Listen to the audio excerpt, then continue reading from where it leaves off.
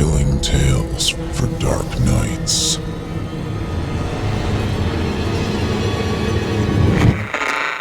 Want to make sure you never miss a Chilling Tales for Dark Nights video again?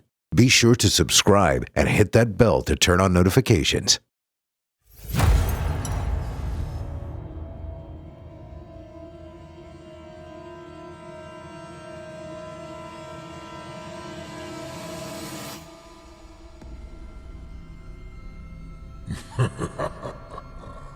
Good evening. I'm storyteller Otis Jiry, and I ain't your grandfather. From where I'm from, we don't do bedtime stories. And if that's what you were expecting, you're in the wrong place. If it's terrifying tales you're after, well then, I've got just the thing. Get comfortable, settle in, turn off the lights, if you dare. Your night is about to get a whole lot darker. Who needs sleep anyway?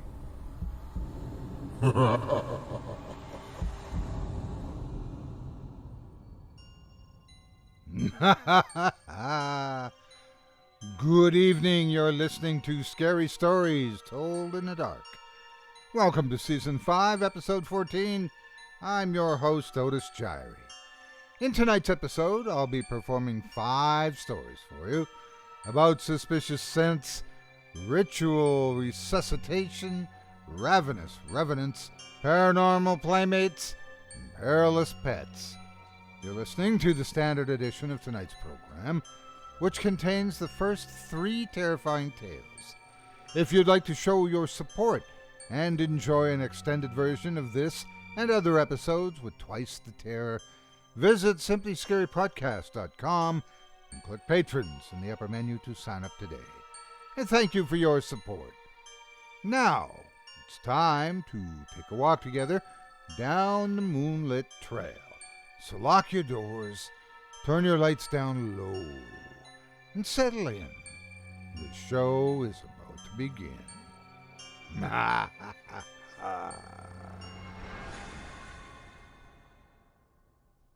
Our first tale tonight comes to us from author Chris Bertman. In it, we'll meet a gentleman who can't quite put his finger on where the odd scent in his home is coming from, and calls in professionals. When he discovers the source of the stench, it may be tough to determine what's more terrifying, what the odor is coming from, or how its source got there. Without further ado, I present to you The Smell. It was on the 3rd day of the stench permeating the house that we decided to call the landlord. In the last month we had moved in, there had been a lot of creaking and groaning from underneath the house. It was built sometime in the 30s, so the noise just added to the creepy atmosphere. Kind of liked it. But considering the age, we figured the plumbing must have gone bad from expanding and contracting in the heat of summer. We hoped that the problem wouldn't be extensive. Our landlord was punctual and told us to expect the plumber by 8 a.m. the next day. The temperature in Palmdale was pushing 110 degrees that week. While intolerable, it wasn't breaking any records for the Southern Californian desert. Temperature was notable this late in September, though. Usually by this time of the year the heat would have broken, but it had been the hottest summer in recent years. Because the house was so old, there wasn't any central air conditioning. Instead, the owner had opted for smaller built-in AC units.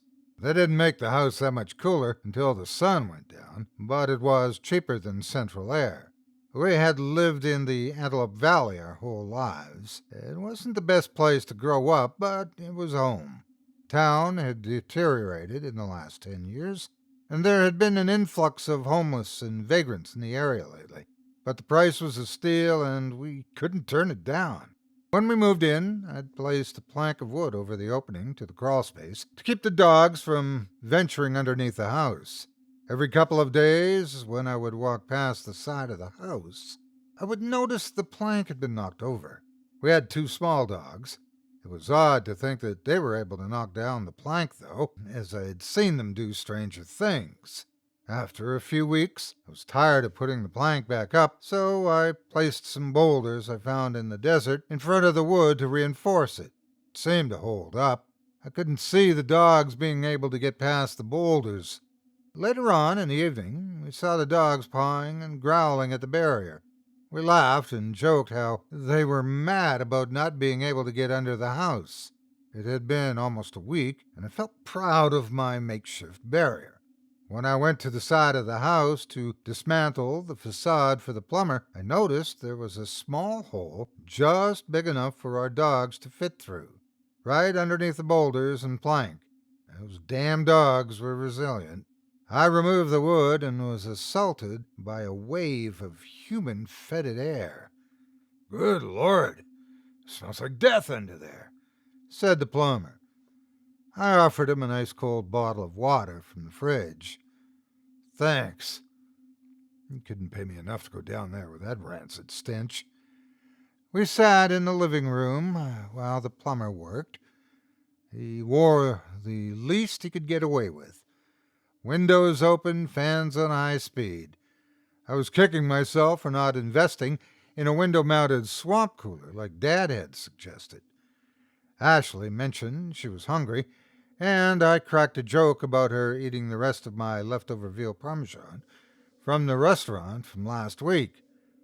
She swore she hadn't touched it, but I knew she had a habit of picking at my food. I let it go. We hadn't been shopping for groceries in a few days, so we made a plan to go after the plumber was gone. Hopefully it wouldn't be too hot by then. Whatever food we still had needed to be cooked, but to cook meant to turn the oven on, and even at 8 a.m. it was too hot to cook. Not to mention the smell didn't give us much of an appetite. Jesus Christ! We heard the muffled panic through the thin wooden floor of the family room. I ran from the living room toward the back door and saw the plumber through the window stumbling from the side of the house, in a panic, covered in filth, trying to regain his composure. I opened the door and stood in the doorway, anxious to hear how severe the problem was. He climbed the 3 steps to the patio towards me. "What happened?" I asked. "We need to call the cops," he said. "What do you mean?" He hesitated for a moment. "There's a body underneath your house. That's what you're smelling. This isn't a plumbing issue. This is a hazmat issue. Do you have any idea how they got under there?" When the police arrived, they cordoned off the house, but wouldn't let us leave. After their initial investigation, they confirmed that the body was in advanced stages of decomposition, though the coroner estimated that they had been dead for no more than a couple of days. The time of death didn't match the putrefied state of the body. We sat in the family room with the dogs. They licked our hands as we rubbed them for emotional comfort, waiting for the police to question us. They didn't mention it, but I knew the police saw us as persons of interest based off the questions they asked. How old was he? What was his name? Did we know who he was? We didn't know. They left after finding that our story couldn't corroborate any suspicion of foul play. We stayed with Ashley's parents, who lived in town, while the house was being sanitized by the hazmat team. No more than a week had passed before the coroners had finished their report. They identified the man as Jesus Paez, 66. The police confirmed his identity as one of the local homeless. The coroner mentioned that his body had bits of flesh missing at various locations. Hyperthermia was the cause of death. He must have crawled under the house and the heat killed him. They suspect that he had been living underneath the house for a while and either fell asleep or became trapped there as the temperature rose. I thought about the plank of wood and the boulders I set up, and it all came together. the noises, the missing food, the smell.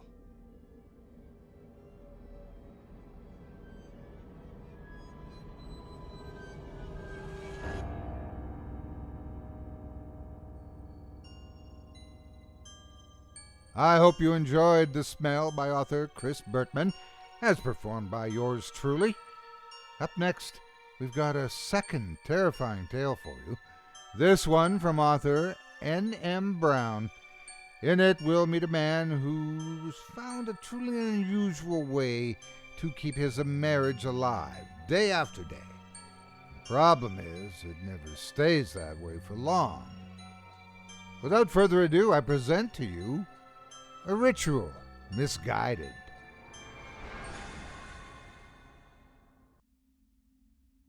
I've been a widower for exactly 6 years now. I was blissfully married to a woman named Ava for 15 amazing years. We didn't have much in the beginning, but we were happy that way.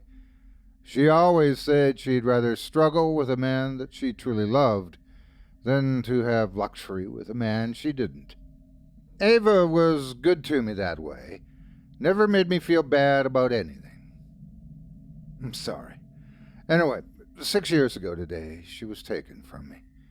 It was February 14th. I wasn't feeling well, and she had gone to the natural food market to get me some tea.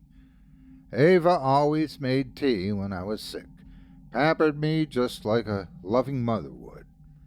She was just going down one of the aisles, and whoosh, her life snuffed out like a candle's flame. My wife just dropped dead right there in the spices section. 34 years old. She was healthier than I was. Just like that, one aneurysmal subarachnoid hemorrhage later, and she was gone forever. I tried to make it on my own, but I can't. Food has no taste. Water quenches no thirst. And sleep provides no rest, not without Ava. I prayed to heaven, to hell, to anyone that could bring her back. Finally, I resigned myself to the wonders of the internet. After days of searching, I finally find something, a kind of ritual. I've nothing to lose, and worst case scenario, nothing happens, other than I've wasted some time and money. The items are collected and the ritual performed. I feel no different after, still just exhausted in every way one's spirit can be. Trying not to get my hopes up, I go to bed. After a fitful sleep, a cold, empty bed greets me in the morning. I guess I really don't expect much different. Refusing to succumb to my dejection, I surrender myself to my daily routine. I drive to the store to buy some food for the dog and a pack of smokes. It was the one thing I wasn't able to do when Ava was alive. She hated smoking, especially the smell on my breath. Ashtray kisses, she'd say. The day was gorgeous but felt heavy for me for some reason. I guess everything feels heavy these days, though. When your only purpose for the last 15 years has been to make someone happy, what do you do with yourself now that that purpose is gone? Halfway through the day, the door makes a strange squeak as I hear it open. I descend the stairs, confused but hopeful. There she is, my beautiful Ava. She looks amazing, younger than she did when she died, if you can believe that. She places a bag of groceries down on the counter and takes out a box of tea. Babe, what happened to the car? I drove it to the store. When I came out, it was gone, she explains. I had to call one of those Uber things. The guy had packs of Cheez-Its in his car. I got your tea, by the way. She kisses my cheek and pauses. Hey, Maddie, did you do something different with the house? It looks so gloomy in here. Open some shit up. Come on, let some light in. Wait, what were you smoking? Yeah, open the door, but leave the screen closed. She flirtatiously glares at me, then proceeds to flit about the house, cleaning and arranging like no years have passed at all. Cautiously, I walk up to her and touch her face, half expecting my hand to pass right through her. It doesn't, though. Her warm face nuzzles into the groove of my hand, and her eyes close, absorbing the love of my touch. I hug her fiercely, and we made love like we hadn't in years, literally. I can't stop staring at her. My heart is so caught up in the relief from its torment that I can't bring myself to question everything now. Let me enjoy this first. Doubt can come tomorrow. 12 hours have gone, and suddenly Ava screams. Her bones contort and her eyes freeze over. She clutches her heart and drops off the bed, rigid by the time she hits the ground. I faint, wake up, and it's morning again.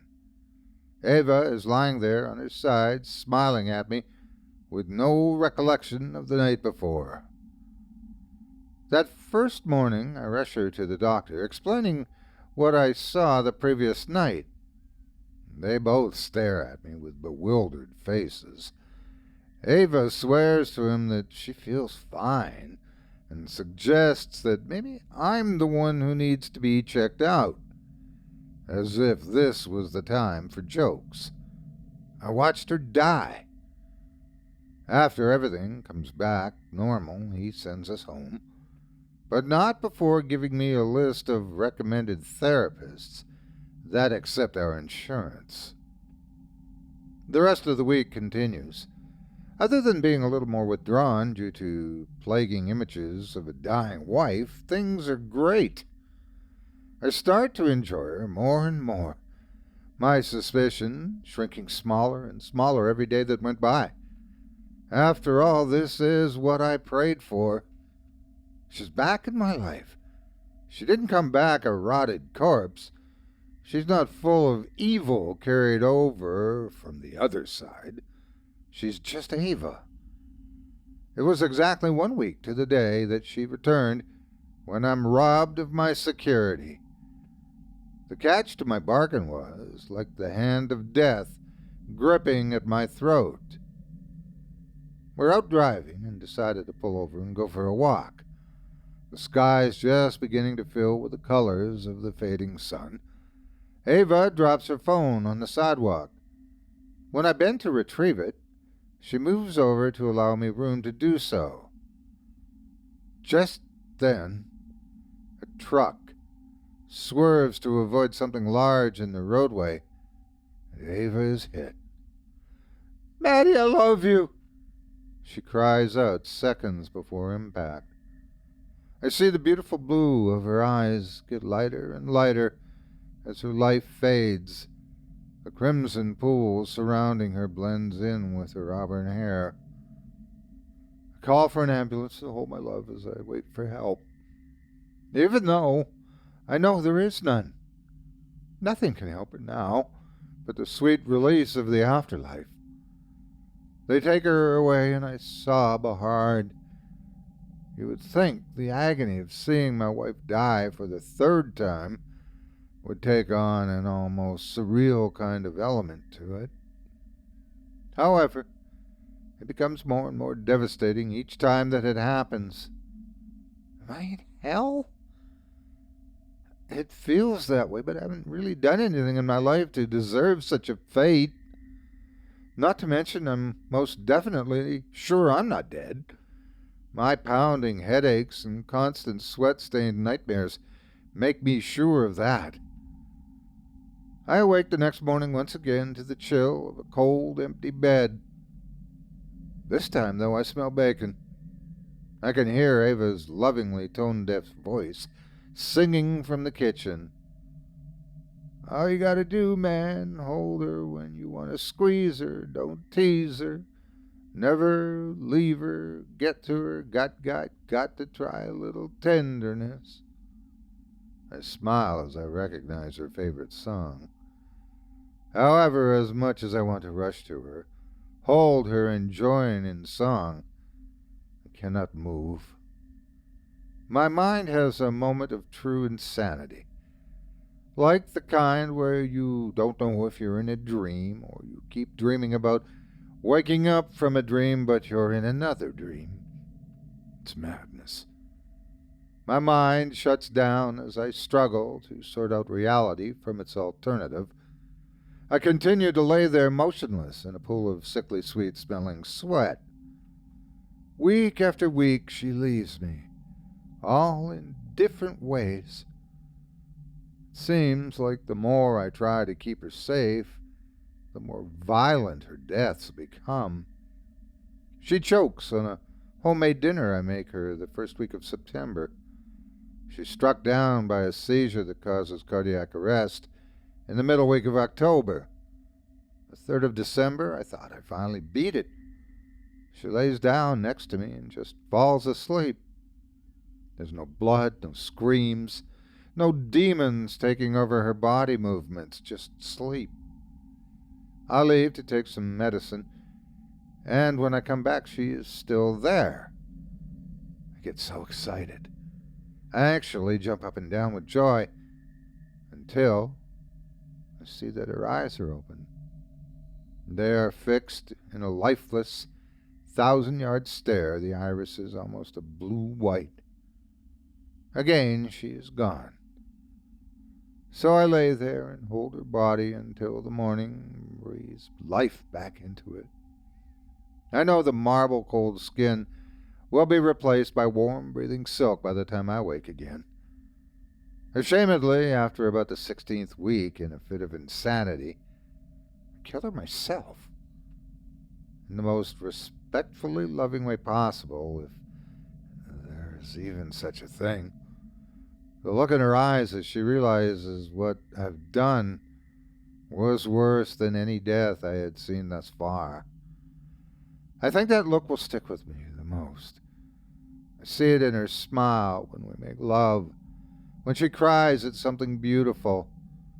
I just wanted to change it, break the cycle. I'd try anything. But she would die and then be vibrant and beautiful the next morning, like nothing happened, over and over again. The cliched phrase, "careful what you wish for," plays through my brain like a broken record. You tell me, is it worth it? Would you be able to handle the mental anguish over and over again just to have one more day? The same day with different events, all leading to the one who loves death. I have nightmares of waking up next to her rotted face. "Till death do us part, Matt," she says as her lower lip falls into my lap. It's been almost a year now since it started. I'm rapidly losing my mind. How many times do I have to watch this?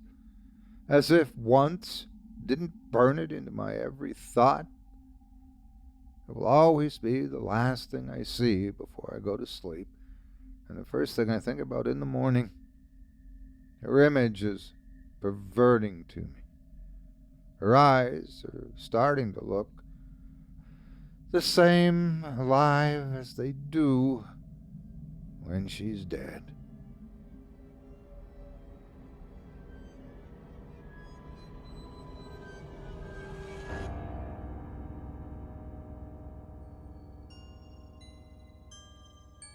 I hope you enjoyed A Ritual Misguided by author N.M. Brown, as performed by yours truly. Up next, we've got a third taste of frightening fiction for you, courtesy of author Brandon Wills. In it, we'll add another to the long list of reasons not to mess with an Ouija board. As it turns out, everyone's got needs, even spirits. But when our group of would-be spiritualists find out just what their newfound contact craves, will they be able to keep it satisfied? Or will they end up on the menu? Stay tuned and find out. Without further ado, I present to you the Ouija board said it was hungry.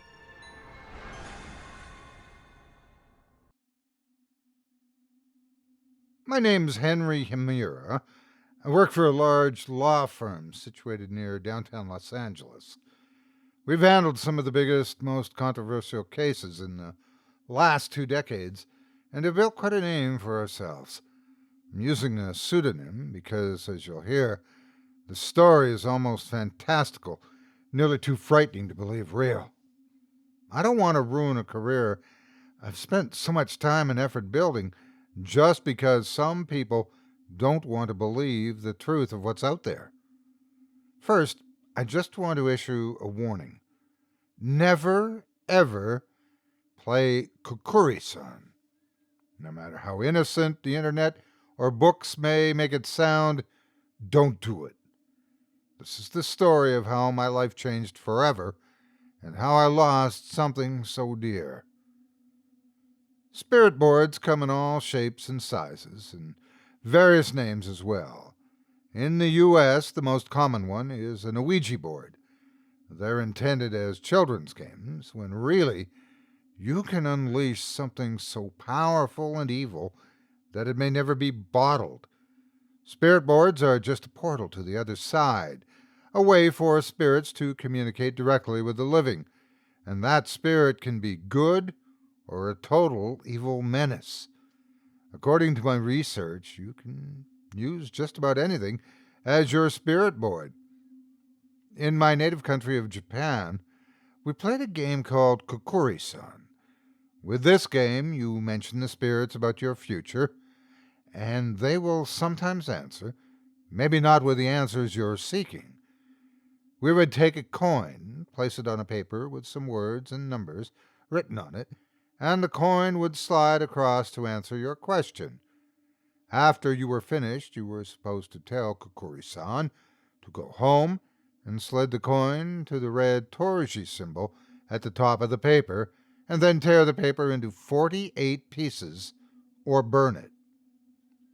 Almost 30 years ago, my siblings and I started playing Kukuri-san and did so a dozen or so times before moving to America without much more than a few funny responses from the fox spirit. The last time we played Kukuri-san, my brother asked the spirit, Kukuri-san, Kukuri-san, will you move this coin? The coin slid across the paper in repeated circles for a few seconds, then stopped. Kukuri-san, when will I become rich and famous? He asked. The coin slid slowly across the paper, and the coin was pressing so hard against the paper that I thought it would tear, but we were barely pressing on it. Something else was doing it. It spelled out F-E-E-D, then a pause, M-E. From behind us, somewhere in the dark, came a deep, guttural growl, like that of a hungry dog. We didn't own a dog. We knew this was not Kukuri-san. It was never described to act like this, or to be threatening. Something else had come through the game. My brother panicked, running across the room to grab Father's lighter from his desk door. He set the paper on fire and dropped it into the sink to burn, then turned on the tap to drown out the flames. I realize his mistake now, something that I wish he would have done, and maybe it could have prevented everything that would come. He forgot to tell Kukuri-san to go home before destroying the paper. He left it trapped in our world. A few weeks later, our father transferred his job with a car manufacturer to the U.S., and we moved to Seattle. At first, adjusting to the culture shock was overwhelming, but we had all taken English language classes in school, and that made it easier. I can remember a day when we went into a toy store, and we were shocked to see that there was a popular, wildly sold board game that was like Kukuri-san, the Ouija board. Our mother forbade us from buying it, saying it would only invite trouble, and she was unaware that We had already played Kokori-san numerous times by then. My brother and I managed to sneak over to the store and bought the Ouija board later that week. Katsuro was the most eager to buy it, which was obvious. I asked him why. Every night since that last time we played Kokori-san, I've had these nightmares. They're too real. Sometimes I think they actually happened to me. In those dreams, I'm lying in bed, and from the corner of my eye, I can see a dark shadow beside me. I can hear it taking deep, gasping breaths, and the dripping of saliva like it's starving. It speaks to me in a growl, demanding that I feed it. I asked him, "Did you ask what it wants?" He paused for a moment, deep in thought, as we walked down the sidewalk back home. "No, I always wake up and I can't move for a long time. Sometimes, I swear, it really is standing beside the bed like it's waiting for me to feed it or to feed on me." I could see the fear in his eyes and his voice. I had no doubt he was telling the truth. "Maybe you are just dreaming, Katsuro. Dreams sometimes seem like they're real, but they're not. Breathe. Dreams don't breathe into your ear while you're lying on your back and unable to scream or yell or do anything." I could only hang my head in shame because I felt terrible for doubting my brother. I wanted to believe him, but who could really believe something so outrageous without seeing it yourself? Katsuro was never one to lie and would practically break his neck to tell the truth. "Okay, so what do you want to do with the Ouija board?" "I want to speak to it, banish it back to hell, then burn that board. This time we'll play by the rules. This time it won't follow us." He was dead serious and had the bravery of someone far older than 12. Tears were streaming down his cheeks as he clenched his fist, his stride becoming faster and faster. That happened on a Monday. Our parents would be out the following Friday to a dinner with some of Father's executives to welcome him to the USA, and they said they would be out for hours.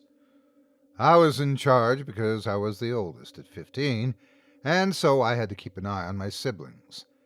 Michiko, who was 14 at the time, and she was too preoccupied with the wonderment of American television, so Katsuro and I decided to leave her out of the plan, and we also felt like it was favor to our only sister to leave her out of any chaos that might happen. I could also read English well, but my siblings weren't so great. The Ouija board was in English, of course, so I would have to translate because Katsuro couldn't. We unboxed the game, reading the rules out loud. Never play alone. Check. Never play in a graveyard. Check.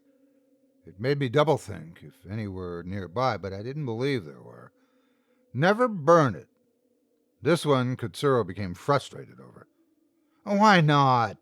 he cried, bemoaning. "I don't know why, Katsuro. It doesn't say. They're just the rules. I don't think it'd be a good idea to question them. Never leave the planchette on the board." "Why not?" he asked. "I don't know. I suppose it would leave the doorway open." "Stop questioning the rules and just listen." "Okay, fine. Never ask when you will die. And the last rule, don't forget to say goodbye." And that's the one we forgot with Kokori-san. Katsuro reminded me.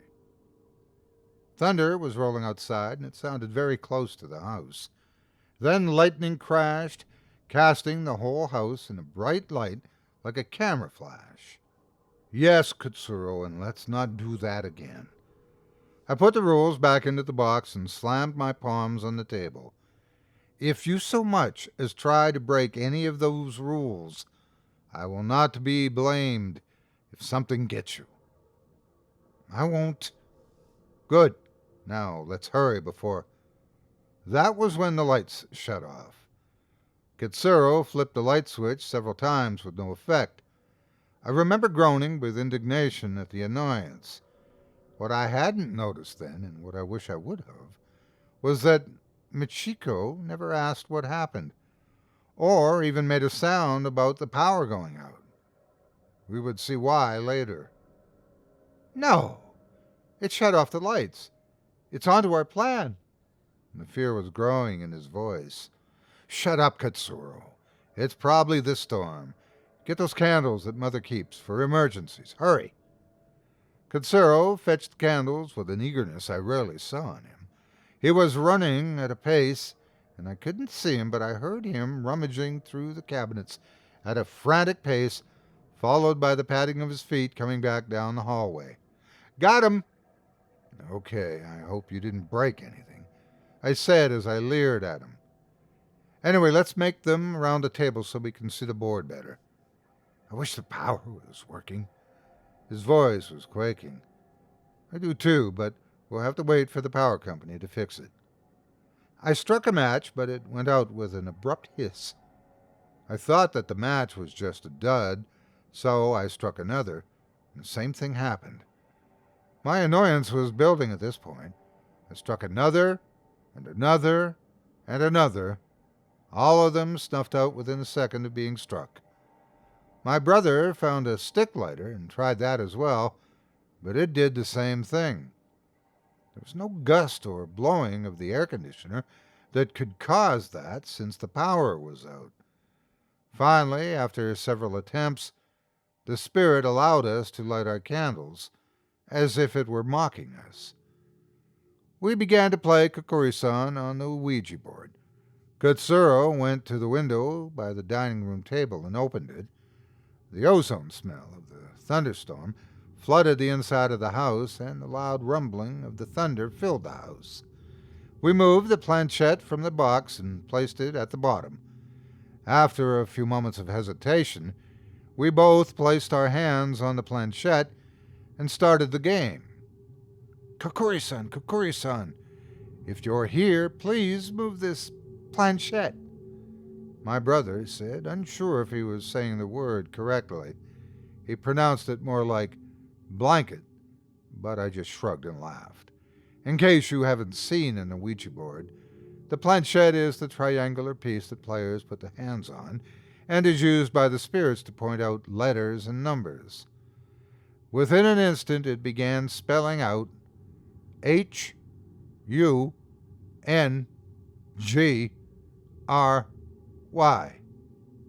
What does it say, Henry?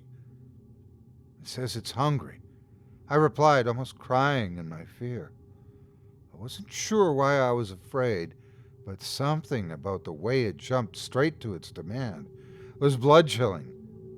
Did you move it? Did you? No, I'd never do that, Henry. I didn't.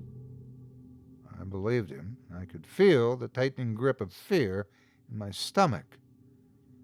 To the point, Katsuro asked, "What do you want to eat?" The planchette moved. It moved with such force that I remember having trouble keeping my fingers on it, almost just letting go to see if it'd just move on its own. M-E-A-T.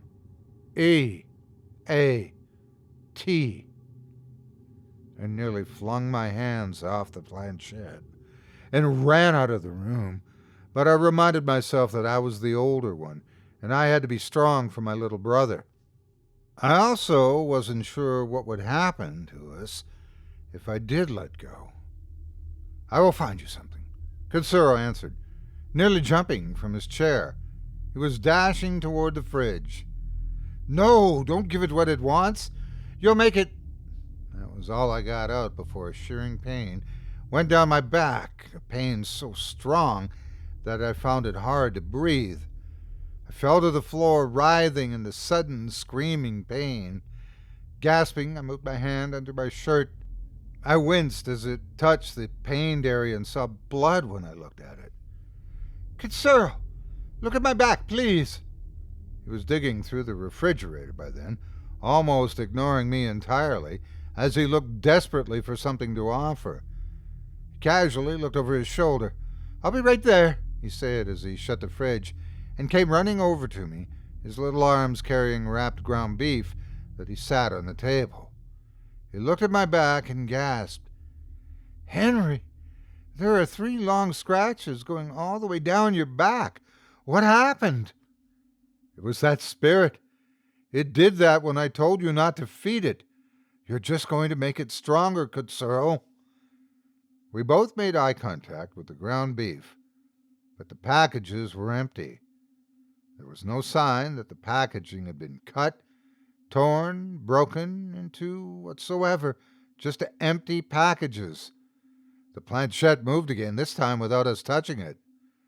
It moved with a jerky motion, like something didn't quite know what it was doing, or like the jerky movement of computer lag. N-E-X-T.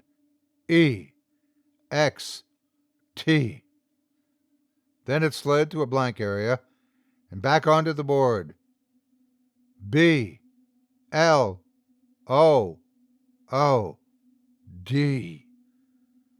Kutsuro grabbed the planchette and threw it out the window as hard as his little arms could. When he turned back around, it was back on the table on the word no. Then it began to spell out Y-O-U-R-S.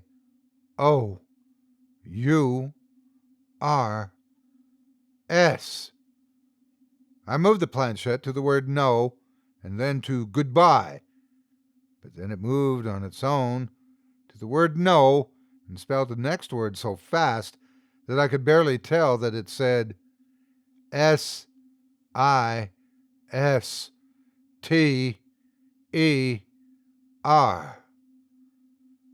Michako gave out a terrifying scream, so loud that somebody would have called the police if they could have heard her over the storm. Kutsuro and I rushed down the hallway to her room at the far right of the hallway. She was lying on her side under the blankets, facing the wall, still screaming. I rolled her over to examine her. Her eyes were shut, as if she were in a deep sleep, but her mouth was shrieking in bloody terror. I shook her hard several times, calling her name, trying my best to wake her, but she just kept screaming. Her arm flopped from under the blanket over to the side of the bed as I was shaking her, and I saw that her wrist was slowly dripping blood onto the carpet. It wasn't slit on the artery or anything life-threatening, but pricked, like with a small knife, and was only bleeding a few drops at a time. I knew first aid, so I wrapped the wound with one of her clean socks from her dresser and told Kutsuro we had to end this now. As we were leaving Michako's room, the temperature in the entire house plummeted, which was unexplainable since it was late summer and the air conditioning wasn't working due to the power outage. I noticed that my breath was coming out in a cloud.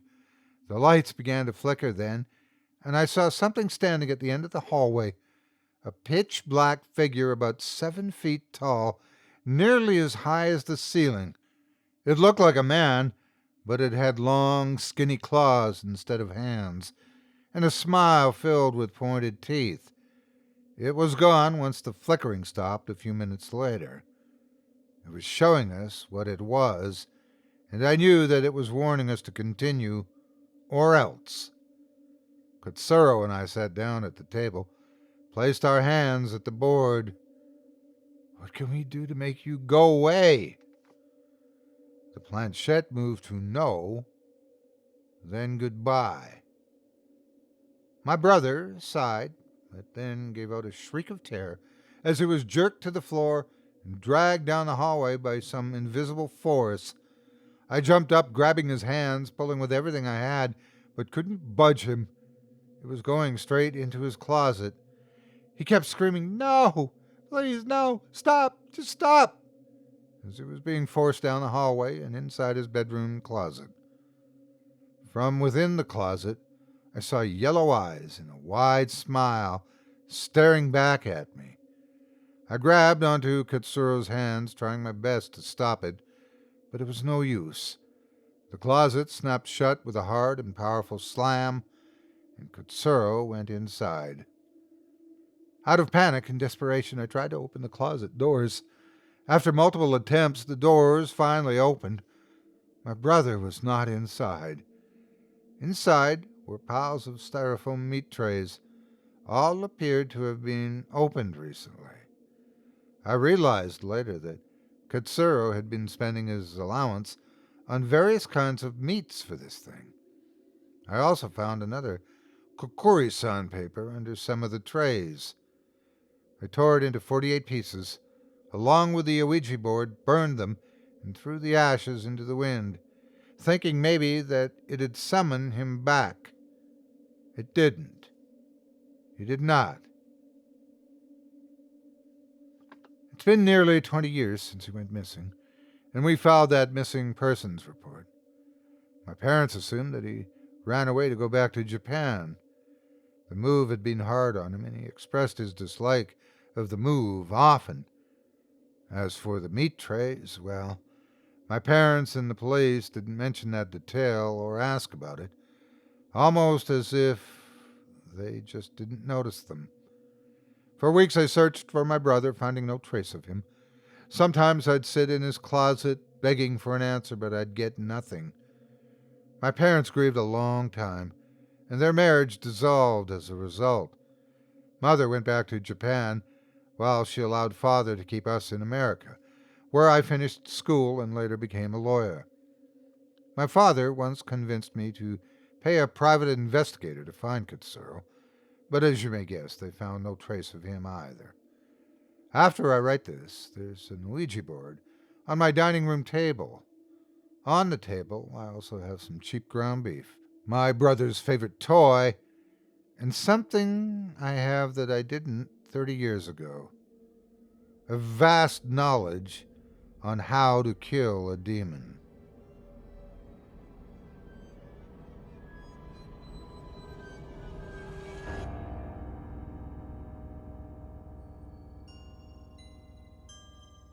I hope you enjoyed The Ouija Board Said It Was Hungry by author Brandon Wills, as performed by yours truly. I'd like to personally thank you for joining me for this episode of Scary Stories Told in the Dark. If you've enjoyed what you've heard, please take a moment to stop by our iTunes page or wherever else you listen to your favorite podcasts and leave us a 5-star review and a kind word. It makes a huge difference and would mean a lot to us. If you'd like to hear a premium extended edition of tonight's and all of our other podcasts featuring Twice the Terror, visit simplyscarypodcast.com today and click the Patrons link in the menu at the top of the screen. You'll find yourself at chillingtalesfordarknights.com, where you can purchase season passes for this podcast and our other quality storytelling programs, or become a patron for as little as $5 per month and get access to our entire audio archive dating back to 2012, all of it ad-free. If you happen to use Facebook, Twitter, Instagram, or YouTube, you can follow and subscribe to Chilling Tales for Dark Nights there, where you'll get all of our latest updates and new releases and have the chance to interact with us each and every week. You can subscribe to me on YouTube as well at the Otis Jiry channel, where you'll find releases of my series, Horror Story Time, dating back to 2014, and you can find me on Facebook, Twitter, and Instagram too. Just search for Otis Jiry. Until next week, stay spooky and get some sleep, if you can.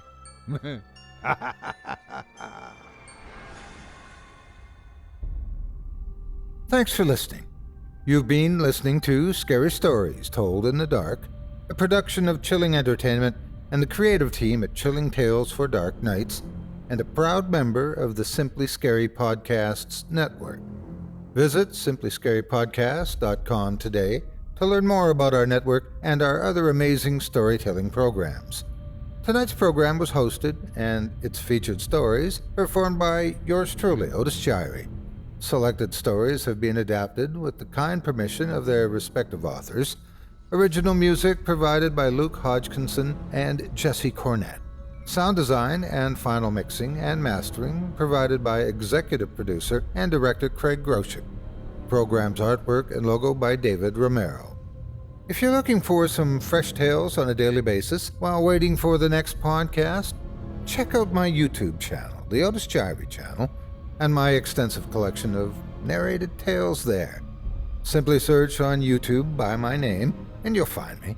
And don't forget to subscribe and press the bell notification icon to get my latest releases.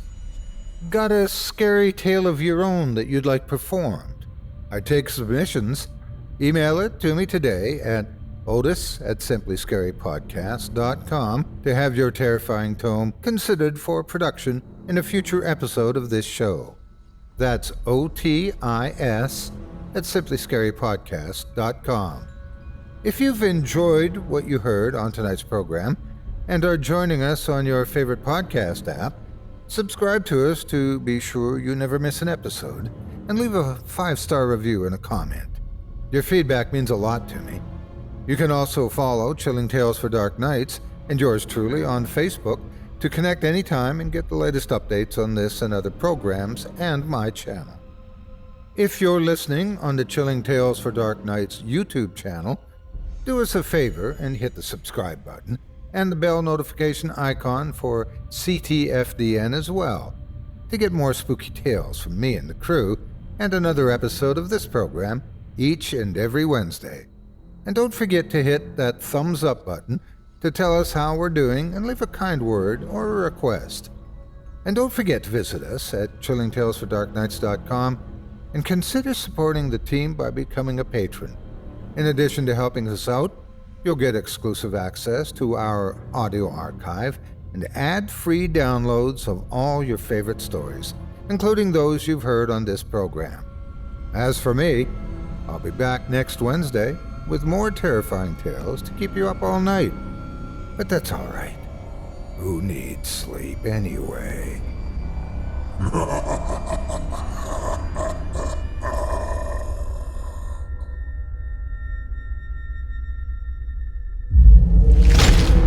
Chilling Tales for Dark Nights.